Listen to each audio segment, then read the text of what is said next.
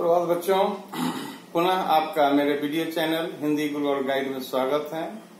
बच्चों, आज मेरी चर्चा का विषय है पद परिचय और उसके अंतर्गत आज हम पढ़ेंगे सर्वनाम का पद परिचय।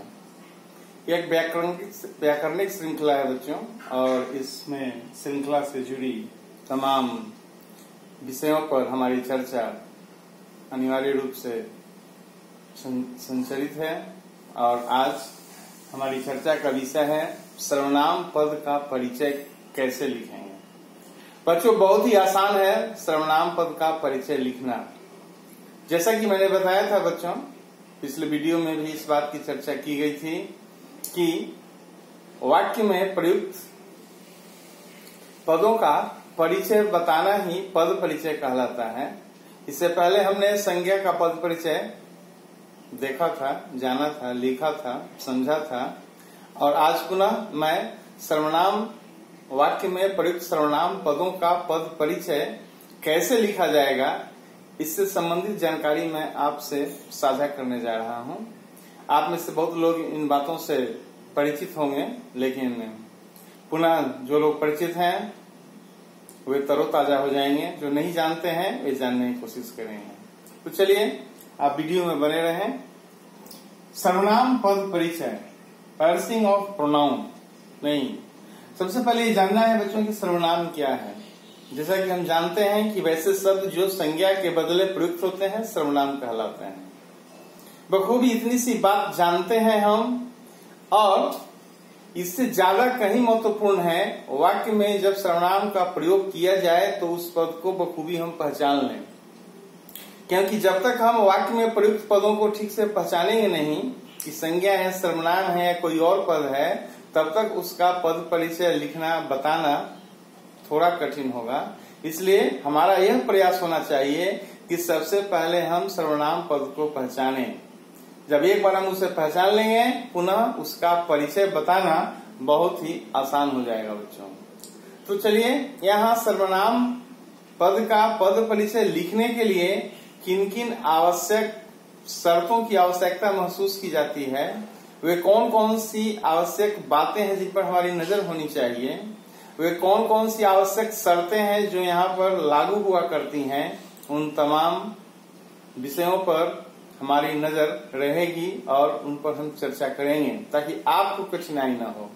बच्चों, हमारा लक्ष्य है आपको सही तरीके से व्याकरण की जानकारी देना, और आज इस व्याकरणिक श्रृंखला के अंतर्गत मैं सर्वनाम पद परिचय की चर्चा कर रहा हूँ। तो बच्चों, जैसा कि मैंने कहा कि वे कौन कौन से आवश्यक शर्तें हैं, कौन कौन से आवश्यक बिंदु हैं जिन पर हमारी नजर होनी चाहिए जब हम सर्वनाम का पद परिचय लिख रहे हों। तो सबसे पहले सर्वनाम का पद परिचय लिखने के लिए जब हम पद पहचान लेते हैं कि सर्वनाम पद है, उसके बाद ये हम बताते हैं कि कौन सा भेद है। बच्चों, सर्वनाम के 6 भेद होते हैं: पुरुषवाचक, निजवाचक, निश्चयवाचक, अनिश्चयवाचक, संबंधवाचक और प्रश्नवाचक। आपकी सुविधा के लिए मैंने यहाँ व्हाइट बोर्ड का सहारा लिया है, क्योंकि महज कह देने से थोड़ी देर के लिए आप विस्मृत हो जाएं। यहाँ क्योंकि देखने के लिए भी रहेगा, बातें स्पष्टता से आपके मस्तिष्क में घुसेगी नहीं, आप बखूबी समझेंगे इन स्थितियों को। तो जैसा कि मैंने बताया, पुरुषवाचक, निजवाचक, निश्चयवाचक, अनिश्चयवाचक, संबंधवाचक और प्रश्नवाचक, ये सर्वनाम के मूलतः 6 भेद हैं। जब हम सर्वनाम का पद परिचय लिखेंगे बच्चों, तो ये बताना जरूरी होगा कि आखिर वह जो सर्वनाम है उसका भेद क्या है। अब यहाँ पर यह भी जानना जरूरी है कि पुरुषवाचक सर्वनाम में पुरुष की 3 स्थितियां होती है। नहीं, जैसे कि उत्तम पुरुष, मध्यम पुरुष और अन्य पुरुष। इन 3 स्थितियों पर हमारी नजर होनी चाहिए। इंग्लिश में हम जैसे कहते हैं first person, second person, third person, ठीक है ना। ठीक, यहाँ भी उत्तम पुरुष, मध्यम पुरुष और अन्य पुरुष की स्थिति होती है। उस पर हम गौर करेंगे, उसकी भी चर्चा करेंगे। जब हम भेद जान जाएंगे बच्चों, उसके बाद हमें बताना है लिंग। लिंग क्या है? तो लिंग यानी पुल्लिंग या स्त्रीलिंग, क्योंकि हिंदी में 2 ही तरह के लिंग होते हैं। नहीं, लिंग से उनकी जाति का बोध होता है कि वो पुरुष जाति का है या फिर स्त्री जाति का है। तो दूसरा अनिवार्य बिंदु था लिंग। तीसरा बिंदु है वचन। वचन हिंदी में वचन दो तरह के होते हैं बच्चों, एक वचन और बहुवचन। तो हम बताएंगे कि वह पद एक वचन में था या बहुवचन में था, दोनों में से किसी एक में तो होगा ही, ठीक है ना। चौथा जो महत्वपूर्ण बिंदु है वह है बच्चों कारक। पिछले दिनों भी इस बात की चर्चा की गई थी कि संज्ञा और सर्वनाम पद का परिचय लिखते समय कारक भी बताना अनिवार्य होता है, आवश्यक होता है। तो कारक बताने से पहले बच्चों हमें इस बात से आश्वस्त होना पड़ेगा कि कारक के मूलतः कितने भेद होते हैं, कारक क्या है। इन तमाम बिंदुओं पर हमारी नजर होनी चाहिए, तभी हम पद परिचय लिख सकते हैं। क्योंकि बच्चों पद परिचय लिखने के लिए तमाम इन बातों को जानना जरूरी है, तभी आप वाक्य में प्रयुक्त एक एक पद का परिचय लिख सकते हैं, अन्यथा परेशानी होगी। ऐसा नहीं कि हम पीछे की बात नहीं जानते हैं और अचानक हमसे कहा जाए कि हम पद परिचय लिखें और हमने लिखना शुरू कर दिया, यह कदापि संभव नहीं है। इसलिए बच्चों हमारी नजर इस बात पर होनी चाहिए कि कारक के जो भेद हैं वे कौन कौन से हैं। पुनः आपकी सुविधा के लिए, आपकी जानकारी के लिए मैंने यहाँ लिखा है, ताकि आप इसी बहाने आपका मस्तिष्क तरोताजा हो जाए और आप बुक भी जान लें, कोई परेशानी न हो। क्योंकि हमारा उद्देश्य है आपकी कठिनाइयों को दूर करना, और उन कठिनाइयों को दूर करने के लिए ही मैंने इस तरह का फॉर्मेट तैयार किया है, ताकि ये फॉर्मेट आपके लिए काफी सुविधाजनक हो, आसान हो। तो कारक के जो भेद है बच्चों, कर्ता है, कर्म है, करण है, संप्रदान है, अपादान है, संबंध है और अधिकरण है। यानी कारक के जो ये भेद हैं, इन पर भी हमारी नजर होनी चाहिए, ठीक है बच्चों। क्योंकि जब तक इन भेदों को हम ठीक से नहीं जानेंगे तब तक हमारा काम नहीं चलेगा। इसके बाद संबंध, यानी उस सर्वनाम पद का क्रिया के साथ क्या संबंध है, इसका भी विवरण प्रस्तुत करना होता है, इसकी भी जानकारी देना होता है। क्योंकि जब हम क्रिया के साथ सर्वनाम का संबंध नहीं बताएंगे, हमारा पद परिचय अपूर्ण माना जाएगा। इसलिए उसकी पूर्णता को ध्यान में रखते हुए हमें इन तमाम आवश्यक बिंदुओं पर परिचय देना आवश्यक समझा जाता है। यदि इन तमाम बिंदुओं पर हम परिचय देते हैं तो ये माना जाएगा कि हमने जो पद परिचय लिखा अपने आप में पूर्ण है, उसमें कोई त्रुटि नहीं है। और बच्चों हमारा उद्देश्य यही है कि हम सही तरीके से पद परिचय लिखना सीखें। जिस तरह हमने संज्ञा का पद परिचय सीखा था, आज पुनः इस कड़ी में हम सर्वनाम पद का पद परिचय कैसे लिखा जाए इसकी चर्चा कर रहे हैं, इसकी जानकारी साझा कर रहे हैं। और मैं उम्मीद करता हूं कि बखूबी मेरी बात आप समझ रहे हैं, कोई परेशानी आपको नहीं होगी। यदि परेशानी होती भी है तो आप कमेंट करके पूछ सकते हैं, उसका जवाब दिया जाएगा। अब बच्चों इन आवश्यक बिंदुओं को जानने के उपरांत, इनकी चर्चा के उपरांत अब मैं आपके सामने कुछ उदाहरण प्रस्तुत करने जा रहा हूं, ताकि ये स्पष्ट हो जाए कि सर्वनाम पद का पद परिचय कैसे लिखा जाता है। जैसा कि यह वाक्य है कि वे खेल रहे हैं। बहुत छोटा सा वाक्य लिया है मैंने बच्चों, ताकि आप बखूबी समझें, जानें। यदि आप छोटे वाक्यों को ठीक से समझ लेंगे, बड़ा वाक्य भी समझना आपके लिए आसान हो जाएगा। क्योंकि यहाँ मूलतः समझना क्या है, समझना हमें ये है कि वाक्य में जो पद प्रयुक्त हैं वे सर्वनाम हैं। क्योंकि हमारा उद्देश्य क्या है, हमारा विषय क्या है, सर्वनाम पद का परिचय लिखना। इसलिए हम किसी दूसरे पद का परिचय यहाँ नहीं लिखेंगे। परिचय तो सारे पद का लिखा जा सकता है, लेकिन हम एक एक करके उसकी चर्चा कर रहे हैं। इसलिए आज हमारी चर्चा का मुख्य विषय है सिर्फ और सिर्फ सर्वनाम। तो यहाँ इस वाक्य में देखा जाए बच्चों कि वे खेल रहे हैं, वे सर्वनाम है बच्चों, ठीक है। अन्य पुरुषवाचक सर्वनाम, वे क्या है, अन्य पुरुषवाचक है। जैसा कि मैंने बताया था कि पुरुषवाचक के 3 भेद माने जाते हैं, उत्तम पुरुष, मध्यम पुरुष, अन्य पुरुष। तो ये तीसरे में आता है, वह का वे बहुवचन रूप है, ठीक है बच्चों, कोई परेशानी नहीं होनी चाहिए। इसलिए सबसे पहले मैंने लिखा कि कौन सा पद है, तो सर्वनाम पद है। और पुनः भेदों में अन्य पुरुषवाचक सर्वनाम है।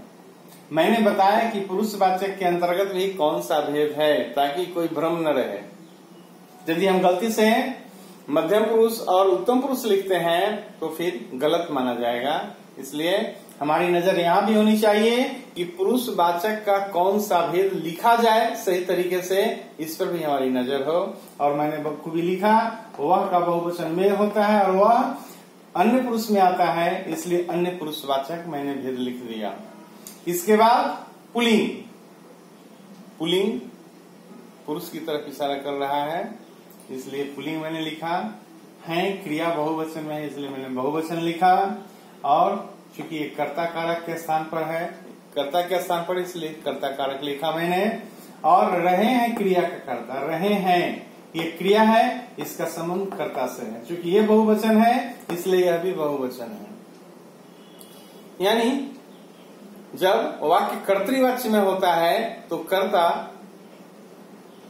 से क्रिया का संबंध होता है, यानी क्रिया कर्ता पर आधारित होती है।